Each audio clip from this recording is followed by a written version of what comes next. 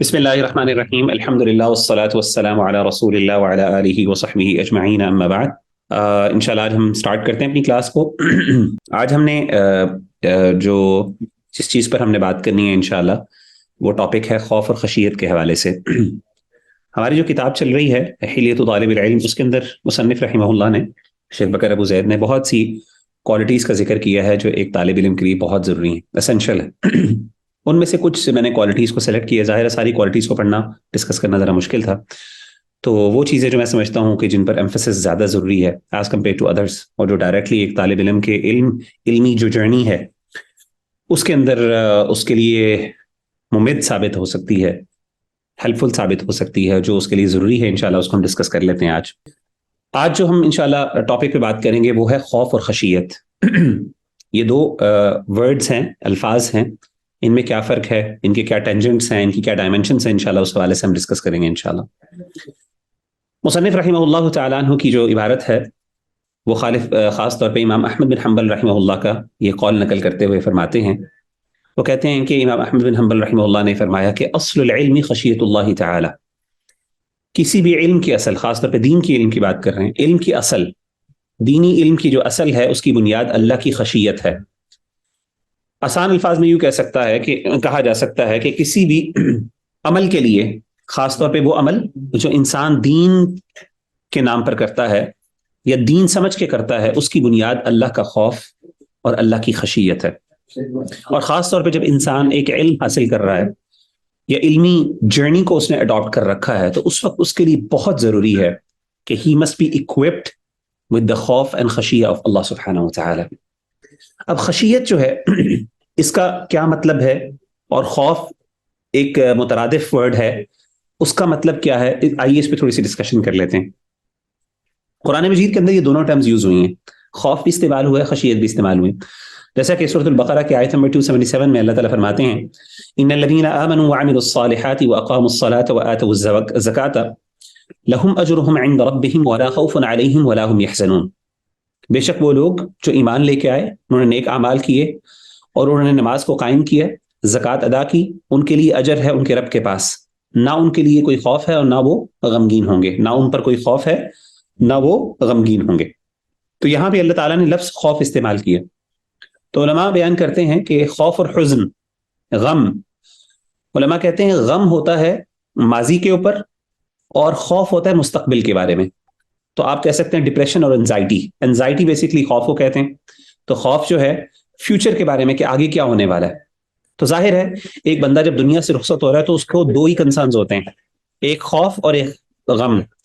خوف اس بات کا کہ آگے اس کے ساتھ کیا ہونے والا ہے، بلکہ ہم پہلے بات کرتے ہیں غم کی، اس کو اس بات کا خدشہ ہوتا ہے، اس کو اس بات کی ٹینشن ہوتی ہے کہ میں نے اپنے ماضی میں کیا کیا کچھ کیا، ٹھیک ہے نا۔ انسان کی زندگی اس کے سامنے، اس کی آنکھوں کے سامنے فلیش کرتی ہے جب انسان اپنے آخری سانس لے رہا ہوتا ہے، تو اس موقع پر انسان اپنے پاسٹ کو ذکر کرتا ہے، یاد کرتا ہے کہ اچھا میں نے اپنی زندگی میں کیا کیا کچھ کیا، کیا کیا کچھ کمایا، اور ظاہر ہے اس کو اپنی غلطیوں کا احساس ہوتا ہے، اس پہ ندامت ہوتی ہے، اس پہ غم ہوتا ہے، اور اس غم کی بنیاد کے اوپر پھر انسان کو آگے خوف ہوتا ہے، پتہ نہیں آگے میرے ساتھ کیا ہونے والا ہے، اب نیکسٹ جب میں مر جاؤں گا، میں دنیا سے رخصت ہو جاؤں گا تو آگے کی دنیا کیسی ہوگی، وہ ایک انزائٹی اور ایک خوف ہوتا ہے۔ تو ایک مومن جو نیک عمل کرتا ہے، نماز قائم کرتا ہے، زکوٰۃ ادا کرتا ہے، اس کو اللہ کی طرف سے انعام دیا جاتا ہے کہ نہ اس کو اس وقت ندامت ہوتی ہے اپنے ماضی کے اوپر، کیونکہ اس کو اللہ پر امید ہوتی ہے کہ اللہ نے اس کے گناہوں کو معاف کر دیا، اس نے توبہ کر لی، اس کو توبہ کا موقع مل گیا اور اس نے اپنی اصلاح کر لی۔ اور اسی طریقے سے جب ماضی پر کوئی غم نہیں ہے، اللہ تعالیٰ اس کو یہ سیٹسفیکشن عطا کر دیتے ہیں، یہ سیلف ایکچولائزیشن اس کو حاصل ہو جاتی ہے، تو پھر اس کی بنیاد پر اس کو پھر اللہ تعالیٰ کی طرف سے خوف بھی نہیں ہوتا، وہ بلکہ حسن ظن رکھتے ہوئے، اللہ پر امید رکھتے ہوئے نیکسٹ لائف کی طرف جاتا ہے، اور یہ امید کرتا ہے کہ وہاں پہ اب اس کے ساتھ معاملہ اور بھی بہتر ہوگا۔ تو یہاں پہ اللہ تعالیٰ نے لفظ خوف کا استعمال کیا۔ اسی طریقے سے ایک اور مقام پہ اللہ تعالیٰ نے خشیت کا لفظ بھی استعمال کیا، آلموسٹ اسی معنی میں، جیسا کہ سورۃ التوبہ کی آیت نمبر 18 میں اللہ فرماتے ہیں انما یعمر مساجد اللہ من آمن باللہ والیوم الآخر، اللہ کی مسجد کی تعمیر یا اس کی آبادکاری کرنے والے کون لوگ ہیں، کون شخص ہے جو حقیقت میں اللہ کی مسجدوں کی تعمیر کرتا ہے، تعمیر سے مراد یہاں پہ آباد کرنا اس کو، من آمن باللہ، جو ایمان لاتا ہے اللہ پر، والیوم الآخر، آخرت کے دن پر، وہ اقام الصلاۃ وآت الزکاۃ، نماز قائم کرتا ہے، زکوٰۃ ادا کرتا ہے، ولم یخش الا اللہ، اور اللہ کے علاوہ وہ کسی سے ڈرتا نہیں۔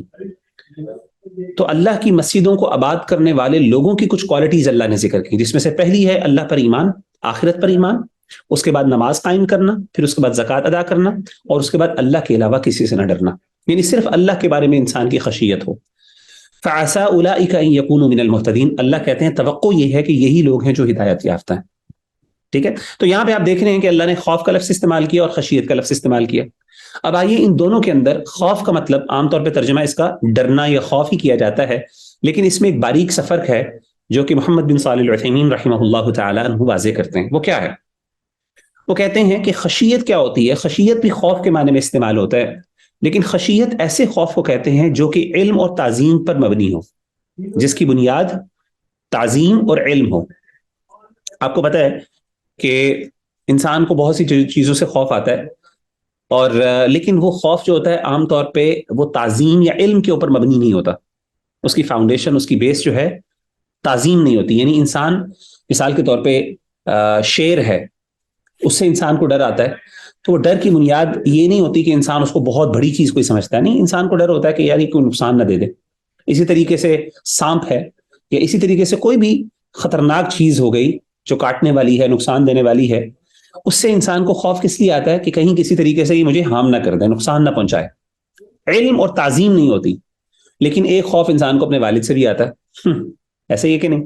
اب وہ جو خوف ہے اس کی بنیاد کے حقیقت میں شاید والد بعض اوقات انسان کو فزیکلی ویک ہوں ان سے، لیکن والد کے سامنے یا پھر کسی بڑے کے سامنے آپ کو پتا ہے کوئی فزیکل ہارم نہیں ہو سکتا، لیکن اس کے باوجود آپ کو اچھا نہیں لگتا کہ اس کے سامنے میری اس برائی کو ظاہر ہو جائے، یا اس کو میری اس غلطی کا پتہ چلے، یا اس کی ڈانٹ سے، امی کی ڈانٹ سے ڈر لگتا ہے، والدہ کی ڈانٹ سے ڈر لگتا ہے، والد کی ڈانٹ سے ڈر لگتا ہے، کسی بڑے کی ڈانٹ سے ڈر لگتا ہے۔ وہاں پہ تعظیم ہوتی ہے، اس کی بنیاد، اس خوف کی بنیاد کیا ہے؟ تعظیم۔ آپ اس کو بہت بڑا مقام سمجھتے ہیں۔ اسی طریقے سے آپ اچھا نہیں سمجھتے کہ آپ کا کوئی استاذ ہے جس کو آپ بہت رسپیکٹ دیتے ہیں، آپ کی ویکنیسز اس کے سامنے آ جائیں، کیوں ڈر لگتا ہے؟ آپ اس کے سامنے بہت مہذب بن کے بیٹھتے ہیں، آپ اپنی زبان کے بارے میں محتاط رہتے ہیں، کیوں؟ آپ کا دل نہیں چاہتا کہ آپ کی کوئی ویکنس ان کے سامنے ایکسپوز ہو جائے، کیونکہ آپ ان کی تعظیم کرتے ہیں۔ تو اللہ تعالیٰ کی جو خشیت، اللہ سے ڈر بھی آتا ہے، خوف بھی ہوتا ہے اللہ کے عذاب سے، لیکن اس کے ساتھ ساتھ اللہ کے بارے میں خشیت بھی ہوتی ہے۔ لیکن خشیت کس کو حاصل ہوتی ہے؟ چونکہ اس کی بنیاد علم اور تعظیم ہے، تو یہ حاصل ہوتی ہے علماء کو، یہ اسٹوڈنٹس آف نالج کو۔ اسی لیے آپ دیکھیں قرآن مجید کے اندر اللہ تعالیٰ نے علماء کی اگر کوئی واضح صفت بیان کی ہے، خاص طور پہ ایسی صفت جو ان سے جدا نہیں ہو سکتی، جو ایک امپیریٹو اور نیسیسری کیریکٹرسٹک اور کوالٹی ہے، وہ یہ ہے کہ علماء اللہ سے ڈرنے والے ہوتے ہیں۔ ٹھیک ہے، ان کے اندر اللہ کی خشیت ہوتی ہے، اور وہ خشیت اللہ کی تعظیم اور یعنی اللہ کے بارے میں جو تعظیم ہے ان کے دل میں، اور اسی طریقے سے اللہ کے بارے میں جو علم ہے اس کی بنیاد پر ہوتی ہے۔ مثال میں آپ کو دے دیتا ہوں، ایک وہ بندہ ہے جو اللہ سے ڈرتا ہے اور اس کو اللہ کے بارے میں یہ پتا ہے کہ وہ اللہ اس کا خدا ہے، اللہ اس کا مالک ہے، اللہ اس کا رازق ہے، ایک یہ خوف ہے، ایک یہ تعظیم ہے۔ اور ایک وہ شخص ہے جس کو تفصیل کے ساتھ اللہ کے عذاب کے بارے میں پتا ہے۔ مثال کے طور پہ اب ایک بندہ قرآن مجید پڑھتا ہے الحمدللہ رب العالمین الرحمن الرحیم مالک یوم الدین، کہ وہ اللہ قیامت کے دن کا مالک ہے۔ اب وہ قیامت کے دن کو اس کو پتا کہ ایک حساب و کتاب کا دن ہے۔ آن دا کنٹری، ایک عالم جب مالک یوم الدین پڑھتا ہے تو اس کے ذہن میں پوری قیامت کی منظر کشی آ جاتی ہے، اس کو کچھ اس کی جھلکیاں نظر آتی ہیں۔ کیوں؟ اس کے ذہن میں وہ احادیث اور وہ آیات ہیں، کیونکہ اس کے پاس علم ہے۔ اب اس بندے کو بھی ڈر لگ رہا ہے قیامت کے دن سے، اور آن دا کنٹری وہ بندہ جس کو ان چیزوں کے بارے میں پتہ نہیں، ایک موٹا موٹا اس کو ایک خاکہ اس کے ذہن میں، اس کو بھی پتہ چل رہا ہے۔ اب آپ مجھے بتائیں کس کے دل میں زیادہ تعظیم، زیادہ خوف ہوگا، اور کس کے دل میں ہمبلنس زیادہ ہونی چاہیے؟ ظاہر ہے وہ بندہ جو عالم ہے۔ بعض اوقات کچھ ایسی آیات ہوتی ہیں، آپ دیکھتے ہیں کہ علماء اس پہ رو رہے ہوتے ہیں، ان کو بہت ہمبلنس اور ہیوملٹی فیل ہو رہی ہوتی ہے۔ آن دا کنٹری ایک بندہ سمجھتا ہے یار اس میں کیا بات ہے، اصل میں وہ اس کی گہرائی تک نہیں پہنچ رہے ہوتے۔ میں آپ کو بتاتا ہوں کہ ایک دفعہ میں نے شیخ سعود الشریم، بلکہ شاید یوٹیوب میں ان کی ویڈیو بھی ہوگی، آپ کبھی دیکھیے گا، تو ایک دفعہ حرم کے جو امام ہیں، دکتور اور قاضی بھی رہ چکے ہیں، جسٹس بھی رہ چکے ہیں، شیخ سعود الشریم، ایک دفعہ ان کی تلاوت تھی، ان کی نماز پڑھا رہے تھے حرم کے اندر، حرم مکی میں غالباً، تو وہاں پہ انہوں نے سورۃ الفاتحہ پڑھنا شروع کی نماز کے شروع میں، مالک یوم الدین اور ایاک نعبد و ایاک نستعین، اس کے اوپر ہی وہ اتنا روئے، تو وہ اتنا روئے ایاک نعبد و ایاک نستعین پہ کہ ان سے آگے پڑھا ہی نہیں گیا۔ تو اب سوال ہی پیدا ہوتا ہے ایاک نعبد و ایاک نستعین، یہ مالک یوم الدین، اس سورۃ فاتحہ کے اوپر کیا رونا آ رہا ہوگا ان کو؟ ٹھیک ہے نا, وہ اتنا روئے, آپ لٹرلی آپ جب دیکھیں گے نا تو آپ کو سنیں گے ویڈیو تو ان سے آگے پڑھا ہی نہیں جا رہا. سبحان اللہ. تو بعض اوقات انسان سمجھتا ہے کہ یہ آیات عذاب کی بھی نہیں ہے اتنی, چلیں عذاب کی آیات ہوں تو شے سمجھ آتی ہے, لیکن اس کے باوجود اتنا رونا آ رہا ہے. ٹھیک ہے نا. تو یہ چیزیں مطلب یہ ہے کہ اصل میں وہ علم ہوتا ہے, وہ خشیت ہوتی ہے, وہ اس کی گہرائی ہوتی ہے جو ایک عام بندہ اس کو اپریشیٹ نہیں کر پاتا. ٹھیک ہے. تو اسی لیے علماء کے بارے میں خاص طور پہ اللہ نے جو ایک خاص کوالٹی اور کیریکٹرسٹک ذکر کی ہے وہ یہ ہے کہ وہ اللہ سے خشیت رکھتے ہیں, وہ اللہ سے ڈرتے ہیں. اور وہ ڈر بھی کس چیز پر ہوتا ہے, وہ عام ڈر نہیں ہوتا, وہ یہ ڈر نہیں ہوتا کہ مجھے نقصان ہو جائے گا, وہ بھی ہے اوبیسلی اللہ کے عذاب سے ڈر بھی آتا ہے کہ نقصان ہوگا, تکلیف ہوگی, تو پریشانی کا سامنا ہوگا, لیکن اس کے ساتھ ساتھ جو اللہ کی تعظیم اور اللہ کی بڑائی ہے کہ وہ اللہ کتنا بڑا ہے. سبحان اللہ.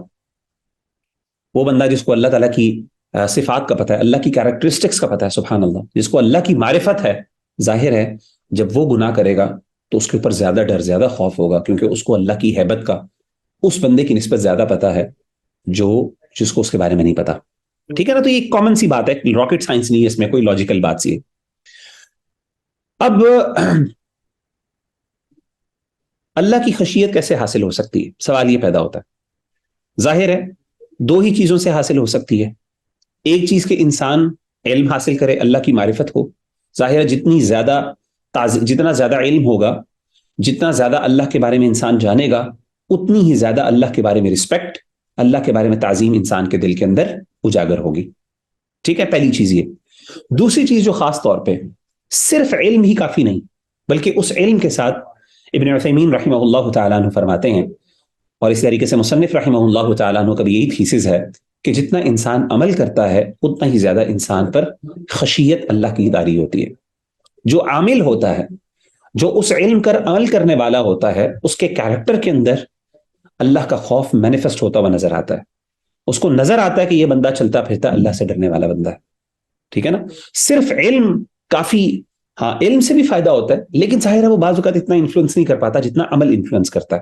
جب انسان اس کو پریکٹس کرتا ہے, when he walks the talk, اس وقت جب انسان یہ اس پریکٹس کرتا ہے وہ اپنی ایک آئیڈیالوجی کو یا اپنے نظریے کو, تو انسان کو جتنا یقین تب ہوتا ہے اتنا بعض اوقات ایک میئر تھیولوجی سے, ایک میئر انڈرسٹینڈنگ سے, ایک میئر آئیڈیالوجی سے انسان کو بعض اوقات اتنا فائدہ نہیں ہوتا. ٹھیک ہو گیا. ابن عثیمین رحمہ اللہ تعالیٰ عنہ فرماتے ہیں کہ عمل کے اعتبار سے علماء کی دو قسمیں. کچھ علماء ایسے ہیں جو ظاہر ہے جن کے پاس اللہ نے علم تو بہت دیا ہے, جن کو روایت بہت آتی ہے, ان کو یہ پتا ہے, قیل وقال کا بہت پتا ہے. قیل وقال کا مطلب ہے کہ ان کو یہ پتا ہے کہ فلاں نے یہ کہا, فلاں نے یہ کہا, فلاں ریفرنسز بہت یاد ہے ان کو, فلاں عالم نے یہ کہا, فلاں عالم نے یہ کہا, فلاں امام نے یہ کہا. وہ اس طرح کے ریفرنسز تو بہت دیتے ہیں, لیکن آپ دیکھتے ہیں کہ ان کے اندر عمل بہت کم ہے, بہت پیچھے. ٹھیک ہے نا. جیسے کہ اور کچھ علماء ایسے ہیں جو شاید اتنا زیادہ قیل وقال تو نہ جانتے ہوں, لیکن آپ کو ان کی زندگی کے اندر جو وہ عمل کرتے ہیں, جو وہ علم رکھتے ہیں, اس پر عمل نظر آتا ہے. ہمارے کلاسیکل اسکالرس ہیں, یقین کریں بعض اوقات ایسے کلاسیکل اسکالرس کے آپ کو آرگیومنٹ یعنی مل جائیں گی, بلکہ میں نے اس میں مینشن نہیں کیا کہ سبحان اللہ انہوں نے یہ کلیم کیے ہیں کہ کوئی ایسی حدیث نہیں. امام احمد بن حنبل رحمہ اللہ تعالیٰ عنہ کا مشہور قول ہے کہ انہوں نے ایک حدیث بیان کی جس کا تعلق تھا خون نکالنے سے, سنگی لگوانا ہوتا تھا. آپ کو پتا ہے جس طریقے سے ہمارا ہاں ہجامہ ہوتا ہے اس طریقے سے سنگی لگوائی جاتی تھی. اللہ کے رسول صلی اللہ علیہ وسلم کے دور میں گندا خون نکالا جاتا تھا. تو انہوں نے وہ ایک خاص طریقے سے جو اللہ کے رسول خاص حالت میں اللہ کے رسول لگوایا کرتے تھے وہ ایک حدیث بیان کی, اور اس کے بعد انہوں نے کہا یہ وہ آخری حدیث ہے, یہ وہ آخری حدیث تھی جس پر میں ابھی تک عمل نہیں کر چکا تھا. یعنی امام احمد بن حنبل رحمہ اللہ کی اگر آپ مسند احمد دیکھیں جو انہوں نے احادیث ریکارڈ کی ہیں, سبحان اللہ وہ اتنی بڑی کمپائلیشن ہے کہ ابھی تک اس سے بڑی یعنی مسند کوئی ایسی کمپائلیشن آپ کے پاس ایگزسٹ نہیں کرتی. اتنی بڑی کمپائلیشن, اور سبحان اللہ اس میں اتنی احادیث وہ ہیں جو کہ آپ کو سیاہ ستہ کے اندر بھی نہیں ملتی. بہت بڑی مسند احمد کتاب ہے, بہت بڑی کنٹریبیوشن ہے, بہت بڑے محدث تھے امام احمد بن حنبل. جو محدثین ہیں وہی صرف اپریشیٹ کر سکتے ہیں, اور یہ وہی صحیح معنوں میں ان کی اہمیت کو سمجھ سکتے ہیں. بہرحال تو امیجن کریں کہ وہ بندہ جس نے ہزاروں حدیثیں ریکارڈ کی ہیں, ہزاروں حدیثیں, وہ یہ کلیم کر رہا ہے کہ کوئی ایسی حدیث نہیں جس کا علم میرے پاس ہو اور اس پر میں نے عمل نہ کیا, اور یہ آخری حدیث تھی جس پہ علم باقی رہتا تھا, یہ نبی صلی اللہ علیہ وسلم کی سنت تھی, یہ میں نے عمل کرنا تھا, اور آج میں نے اس پر بھی عمل کر لیا. سبحان اللہ. تو یہ بہت بڑی بات ہے. تو ہمارے علماء جو تھے خاص طور پہ وہ اس طرح عمل کے بارے میں محتاط ہوا کرتے تھے. تو ایسا علم جو عمل سے ڈیورس ہو، ایسا علم جس کو عمل اکمپنی نہ کر رہا ہو، وہ علم بعض اوقات انسان کے لیے، بلکہ اکثر اوقات انسان کے لیے فتنہ بن جاتا ہے، دنیا میں بھی اور آخرت میں بھی.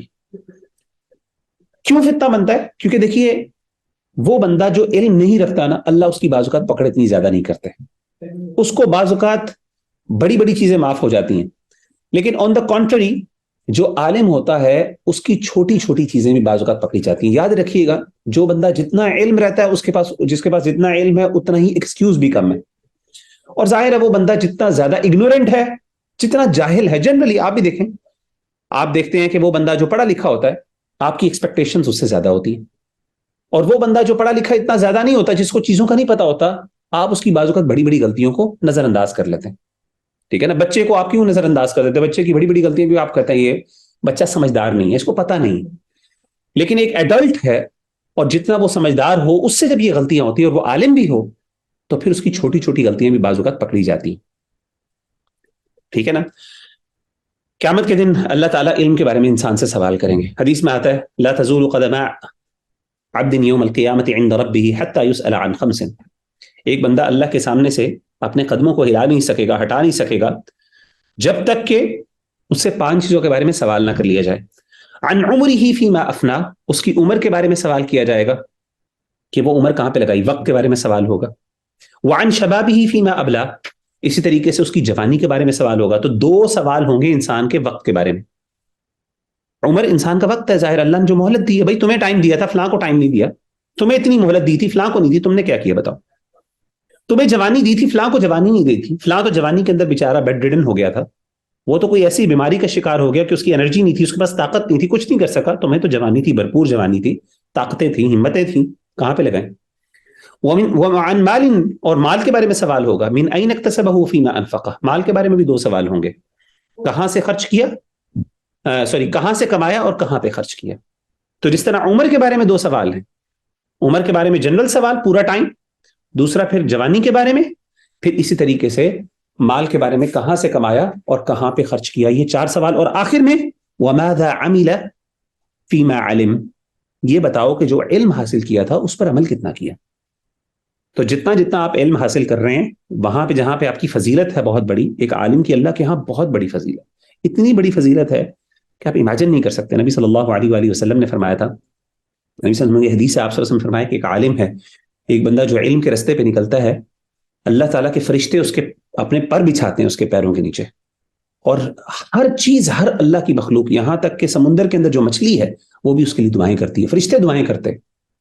اور آپ صلی اللہ علیہ وسلم نے یہاں تک کہا، آپ نے فرمایا کہ ایک عالم کی ایک عابد پر فضیلت، عابد کہتے ہیں نیک آدمی کو، ایک عالم آدمی کی ایک عابد پر فضیلت کیا ہے، کفضلی علی ادناکم، جیسا کہ میری فضیلت تم میں سے ایک عام آدمی کے اوپر ہے. سبحان اللہ، اتنا بڑا فرق ہے، اتنا اللہ کے ہاں مقام اور مرتبہ ہے، آپ امیجن نہیں کر سکتے. علم کی اہمیت اور علماء کی اہمیت کے اوپر اس سے بڑی بات کیا کہ وہ انبیاء کے ورثہ، انما العلماء ورثۃ الانبیاء. لیکن دیکھیں جہاں پہ انسان کا مقام اور مرتبہ بہت بڑا ہے، وہاں پہ ذمہ داری اور رسپانسبلٹی بھی بہت بڑی. ٹھیک ہے نا؟ with great virtue comes great responsibility as well.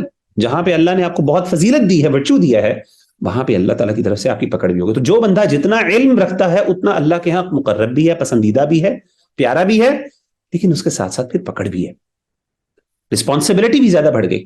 تو قیامت کے دن آپ سے سوال ہوگا اس کے بارے میں.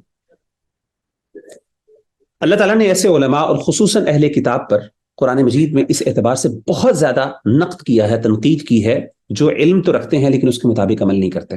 سورہ صف میں اللہ تعالیٰ فرماتے ہیں یا ایھا الذین آمنوا لم تقولون ما لا تفعلون، اے ایمان والو کیوں وہ کام کہتے ہو، کیوں وہ کام کہتے ہو جو تم عمل نہیں کرتے.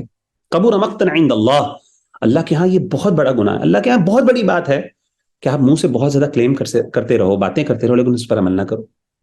اسی طریقے سے سورۃ البقرہ میں اللہ تعالیٰ اہل کتاب کو ایک اور جگہ کہتے ہیں اتأمرون الناس بالبر وتنسون انفسکم وانتم تتلون الکتاب افلا تعقلون، کیا تم لوگوں کو نیکی کا حکم دیتے ہو اور اپنے آپ کو بھول جاتے ہو، اور تم کتاب کی تلاوت کرتے ہو، افلا تعقلون، کیا تم عقل نہیں کرتے، کیا تم سمجھدار نہیں ہو.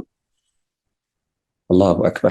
آگے حدیث سنیے گا، بہت ہلا دینے والی، جھنجھوڑنے والی حدیث ہے، سبحان اللہ، which shows the importance and the responsibility that is on our shoulders in fact. حدیث کیا ہے؟ صحیح بخاری کی، نبی صلی اللہ علیہ وآلہ وسلم نے فرمایا युजाअ बिर्रजुल यौम अल-क़ियामति फ़युल्क़ा फ़िन-नारी, एक बंदा क़यामत के दिन लाया जाएगा, उसको जहन्नुम में फेंक दिया जाएगा। फ़तंदलिक़ु अक़ताबुहु फ़िन-नारी, तो होगा क्या कि उसकी जो इंटेस्टाइन है, उसकी आंतड़ियां वो बाहर निकल आएंगी, पेट काटा जाएगा और उस पेट के अंदर से जो भी उसकी आंतें हैं वो बाहर निकल जाएंगी, गिरेंगी, इंटेस्टाइन। वो जहन्नुम की आग के अंदर गिरा होगा जमीन पर। फ़यदूरु कमा यदूरुल हिमारु बिरहाहु, और वो अपनी आंतड़ियां निकाल के उन आंतड़ियों के इर्द गिर्द इस तरह दौड़ लगाएगा, इस तरह भागेगा जिस तरह गधा चक्की के इर्द गिर्द दौड़ लगाता है। फ़यज्तमिउ अहलुन नारि अलैहि, जो जहन्नमी है उसके इर्द गिर्द इकट्ठे होंगे। फ़यक़ूलून ऐ फुलान, वो कहेंगे ए फुलान शख्स, मा शअनुका, तेरा क्या मामला है? अलैसा कुन्त तअमुरुना बिल मारूफ व तन्हा अनिल मुनकर, क्या तू वही शख्स नहीं जो हमें नेकी का हुक्म देता था, बुराई से रोकता था? क़ाल कुन्तु आमुरुकुम बिल मारूफ व ला आतीह व अनहाकुम अनिल मुनकर व आतीह, अस्तग़फिरुल्लाह। वो कहेगा बिल्कुल मैं वही शख्स हूं, लेकिन मेरी गलती ये थी, तुम्हें तो मैं नेकी का हुक्म देता था लेकिन खुद नहीं करता था, और तुम्हें बुराई से रोकता था लेकिन खुद वो काम किया करता था। अलियाज़ु बिल्लाह। तो ये सही बुखारी की हदीस है। तो क़यामत के दिन अल्लाह ताला ऐसी सख्त सजा देंगे। देखें, इल्म itself, divorced of action itself कोई वर्च्यू नहीं है, याद रखिएगा। डिवोर्स्ड ऑफ एक्शन, एक ऐसा इल्म जिस पर अमल नहीं है, मैंने आपको बताया कुजा ये कि वो इंसान के लिए फायदा नहीं है, बेफायदा है, बल्कि उल्टा नुकसानदेह है, जैसे मैंने आपको ऊपर अहादीस बताई। याद रखिएगा कि अल्लाह ताला ने अपने दुश्मनों को बाज़ औक़ात ऐसे ऐसे उनसे इल्मी काम लिए हैं कि हम इमेजिन नहीं कर सकते, ठीक है ना। फॉर एग्जाम्पल ओरिएंटलिस्ट हैं, अगर आप सिर्फ इल्म को वर्च्यू समझें कि सिर्फ इल्म का होना एक अच्छी क्वालिटी है, ये काफी नहीं है, उस इल्म के मुताबिक अमल नहीं है तो कोई फायदा नहीं। मिसाल के तौर पे आपको बहुत से नॉन मुस्लिम्स मिलते हैं जिन्होंने इस्लामिक साइंसेस के अंदर बहुत बड़ी बड़ी कॉन्ट्रीब्यूशंस कर रखी हैं, लेकिन हकीकत में आपके सामने अल्लाह के यहाँ क्या है, वो फारिग है, उनका कोई अमल नहीं।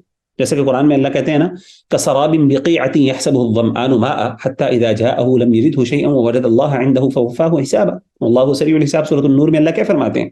अल्लाह कहते हैं उनकी हालत ऐसी है, उनके अमाल ऐसे, वल्लज़ीन कफ़रू अअमालुहुम कसराबिन बिक़ीअतिन, वो लोग जो काफिर हैं, नॉन मुस्लिम्स हैं, उनके नेक अमाल ऐसे हैं, यानी उनके नेक अमाल का ऐसा है कि जैसे उनके सामने एक सराब है, एक मिराज है, ठीक है ना। मिराज किसे कहते हैं, सराब किसे कहते हैं? कि आप देखते हैं गर्मी के अंदर जमीन के ऊपर आपको लगता है पानी गिरा हुआ है, दूर सड़क के ऊपर या सहरा में मिट्टी के ऊपर, आप करीब जाते हैं वहां माटी, वो सिर्फ मिट्टी होती है, रेत होती है, कुछ भी नहीं होता, लेकिन आपको दूर से लगता है जैसे पानी गिरा हुआ है।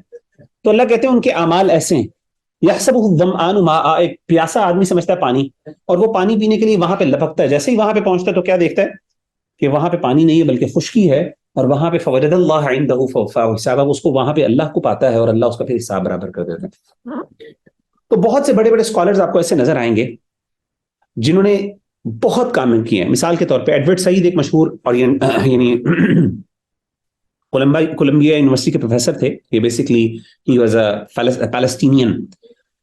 तो उन्होंने मुस्तशरिकीन के ऊपर कई किताबें लिखी हैं। मुस्तशरिकीन वो होते हैं, ओरिएंटलिस्ट उनको कहा जाता है, जिन्होंने बाकायदा इस्लामी उलूम को सीखा हो, नॉन मुस्लिम हो लेकिन इस्लामिक साइंसेस को पढ़ते हो मुख्तलिफ मकासद के लिए। कुछ लोगों के मकासद ऑब्वियसली ये होते हैं, इस तरीके से हम नॉन मुस्लिम्स की बुक्स पढ़ते हैं ताकि हम उनकी रिबटल कर सकें, उनकी जो आइडियोलॉजीज हैं उनका जवाब दे सकें उनको, ठीक है ना।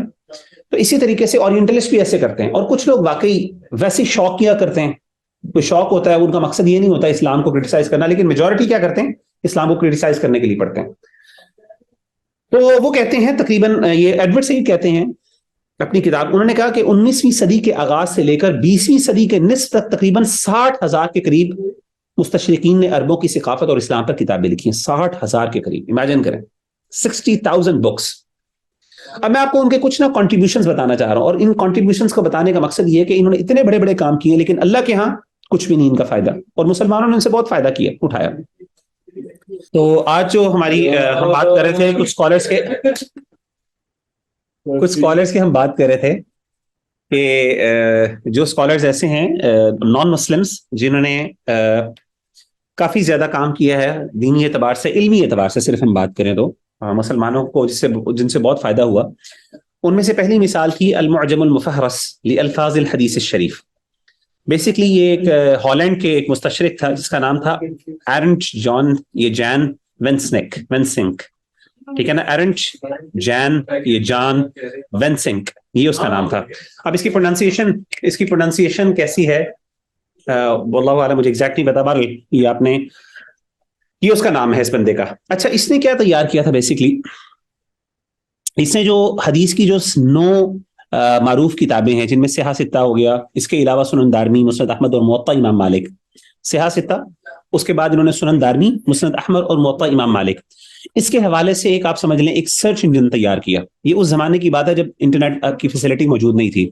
اصل میں اورینٹلسٹ جو تھے ان کو یہ کوشچن, یعنی ان کے لیے پرابلم یہ تھی کہ ہم کس طریقے سے, اگر ہم نے ایک حدیث تلاش کرنی ہے تو ہم کیسے تلاش کریں. ٹھیک ہے نا, آپ کو پتا ہے کہ محدثین کو تو حدیثیں یاد ہوتی تھیں اور وہ تو حدیثوں کو یاد کرنے کا اہتمام کرتے تھے.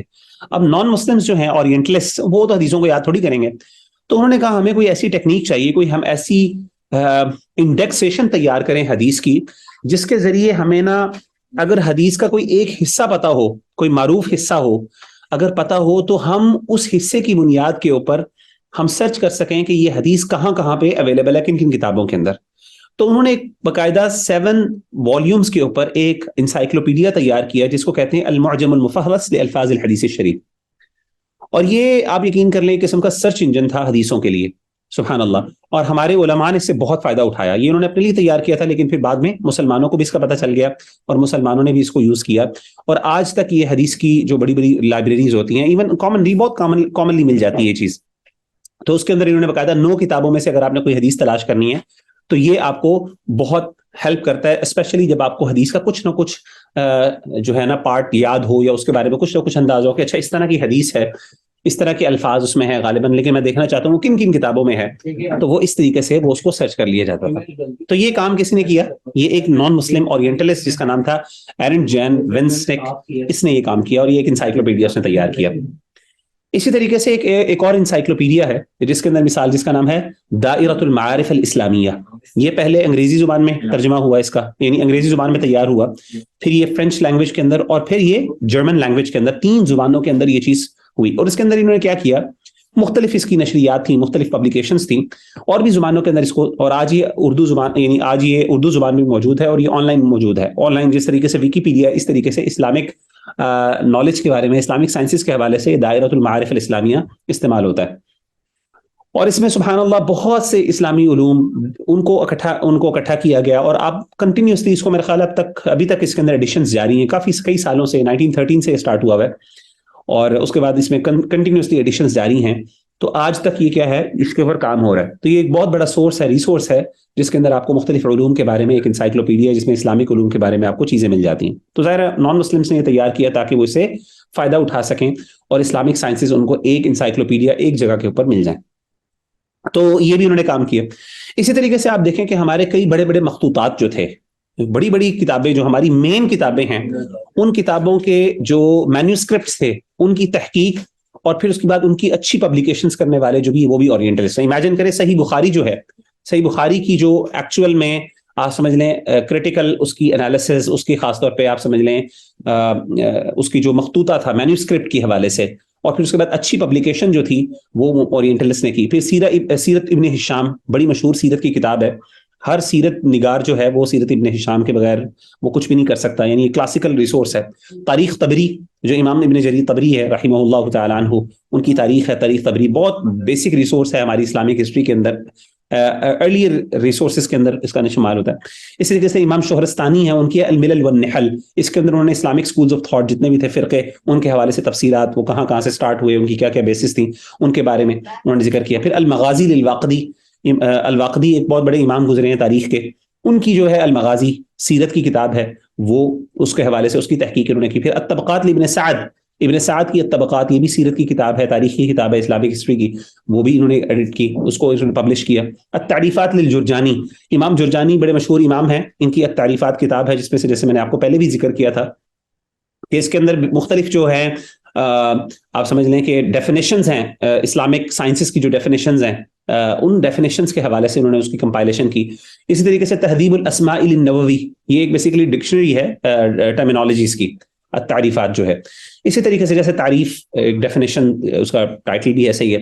پھر تہذیب الاسماء للنبوی، امام نبوی رحمہ اللہ کی کتاب ہے اسماء الرجال کے اوپر. پھر اس طریقے سے التیسیر فی القراءات السبع لابی عمرو عثمان الدانی، ابن ابو عمرو عثمان الدانی کی کتاب ہے مشہور التیسیر فی القراءات السبع. قراءات سبع عشرہ جو ہم قراءت پڑھتے ہیں اس کے اندر ایک پرائمر کے طور پہ اور ایک بیسک بک اور فنڈامنٹل ام الکتاب جسے کہتے ہیں، یا آپ سمجھ لیں کہ بیسک ریفرنس بک کے طور پہ یہ التیسیر شمار کی جاتی ہے. اس کو بھی انہوں نے تیار کیا، اس پہ انہوں نے پبلیکیشنز کی. تو آپ دیکھیں کہ سبحان اللہ یہ سارا کام کن لوگوں نے کیا؟ نان مسلمز نے. کس لیے؟ ان کے اپنے مقاصد اور آبجیکٹیوز تھے. اور بعض اوقات آپ ان کو آج بھی دیکھتے ہیں کہ عربک لینگویج کے اندر ان کی بہت کنٹریبیوشنز ہیں، بڑی بڑی کتابوں کے مصنفین ہیں، مؤلفین ہیں، بڑی بڑی کریٹیکل سائنسز کے اوپر انہوں نے کام کیا. لیکن سبحان اللہ وہ سارا کام جو ہے وہ کس کھاتے کا؟ اس کا کوئی فائدہ نہیں، کیونکہ وہ بیک نہیں کر رہا ایکشن سے، وہ پریکٹس نہیں ہے اس کے ساتھ. کیونکہ اس عمل کے ساتھ جب پریکٹس نہیں ہے، جب اس جو علم کے اوپر عمل نہیں ہے، اس کا کوئی فائدہ نہیں ہے آپ کو آخرت کے اندر، تو وہ سارا علم کیا ہے؟ آپ کے لیے ضائع ہے، اس کا کوئی فائدہ نہیں.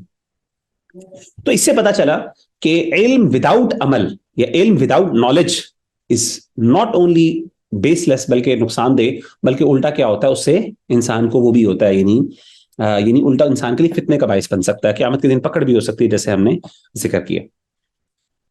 تو یہاں پہ آج ہم انشاءاللہ اپنے سیشن کو کنکلوڈ کرتے ہیں. اللہ تعالیٰ جو سنا ہے اس کو سمجھنے اور اس پر عمل کرنے کی توفیق عطا فرمائے. خاص طور پہ عمل کی اہمیت کے حوالے سے اور خشیت کے حوالے سے آج ہم نے پڑھا.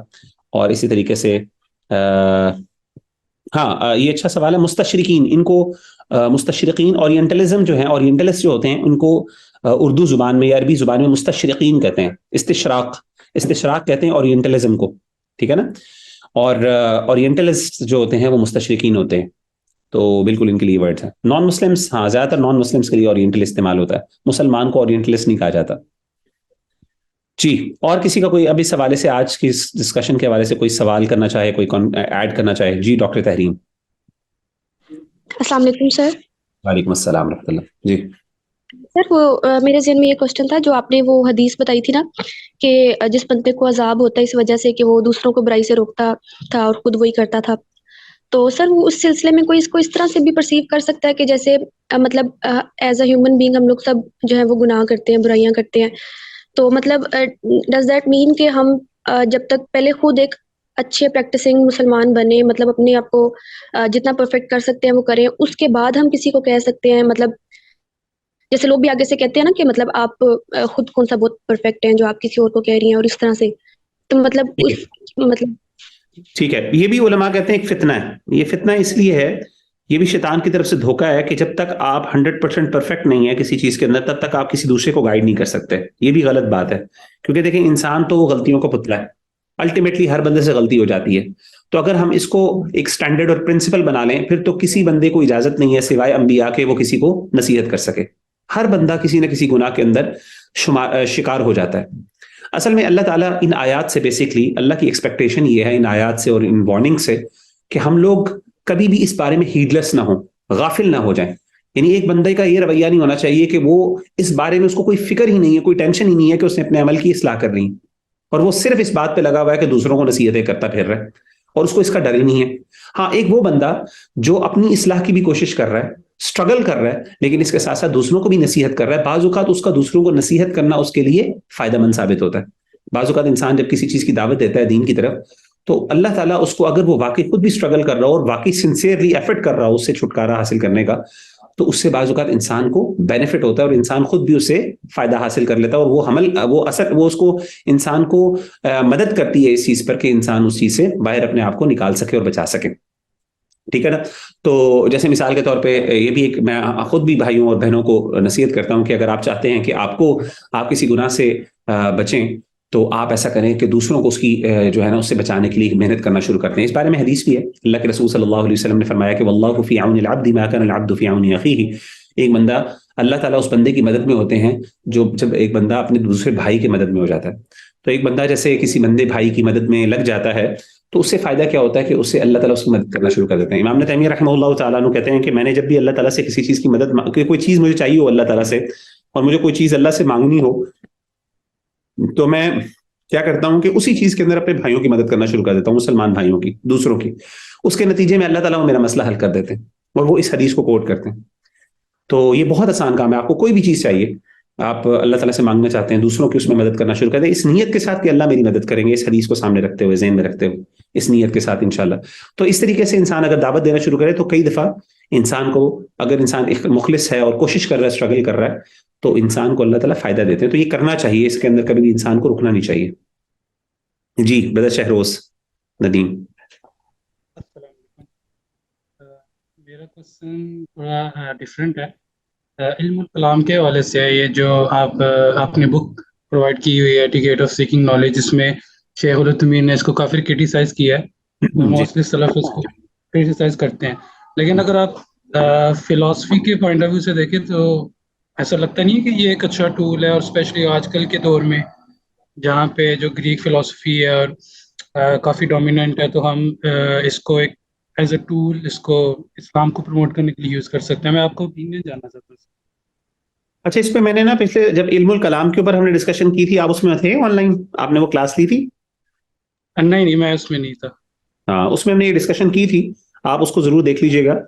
تو اس کے اندر ہم نے یہ ڈسکشن کی تھی کہ علم الکلام کے بارے میں جو علماء نے کرٹیسزم کیا ہے نا, اس کی بہت بڑی وجہ ایک یہ تھی کہ جب انسان بہت زیادہ اپنے آپ کو علم الکلام کے اندر انگلف کر لے اور ہر چیز کو لاجک کے تھرو ریزالو کرنے کی کوشش کرے اور قرآن و سنت کو بالکل ایک قسم کا نظر انداز کر دے, تو عام طور پہ پھر یہ ہوتا ہے کہ انسان نیچرلی پھر اس کا نقصان اٹھاتا ہے. تو اصل میں متکلمین نے یہی کام کیا, انہوں نے اچھی نیت کے ساتھ ایک کام تو شروع کیا, لیکن وہ اعتدال قائم نہیں کر سکے, اعتدال نہیں رکھ سکے.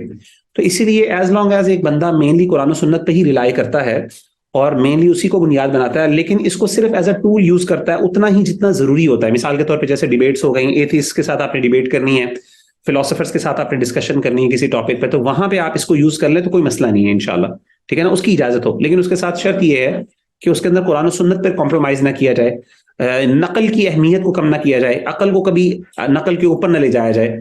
اس طرح کی کچھ چیزیں کا اگر اہتمام کرے تو پھر انشاءاللہ کوئی مسئلہ نہیں ہے. اس کے بارے میں صحیح معتدل اوپینین یہی ہم کہہ سکتے ہیں کہ وہ جو علماء کا کرٹیسزم ہے وہ بیسیکلی ایک خاص سیناریو کے اندر ہے, اور کچھ لوگوں کے لیے ہے جنہوں نے اس کو بالکل اپنے سر پہ چڑھا لیا.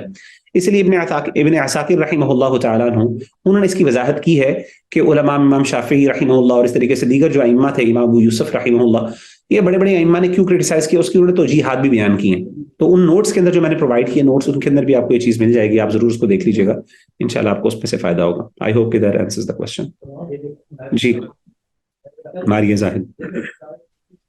جی السلام علیکم. آپ نے سیلف ایکچولائزیشن کا ذکر کیا تھا, اس کے حوالے سے بس یہ کویشچن تھا کہ یہ سائیکولوجیکلی تو ایگزسٹ کرتا ہے کانسیپٹ, بٹ اسلامکلی تو سیلف ایکچولائزیشن پاسبل نہیں ہے نا, کیونکہ ابھی جیسے یہ بات تھی کہ جتنا علم ہو اس پہ عمل ہو, یہ ظاہر ہے ایک لائف لانگ چیز ہوتی ہے. تو اس کا اسلامک پوائنٹ آف ویو کیا ہے سیلف ایکچولائزیشن کے اوپر؟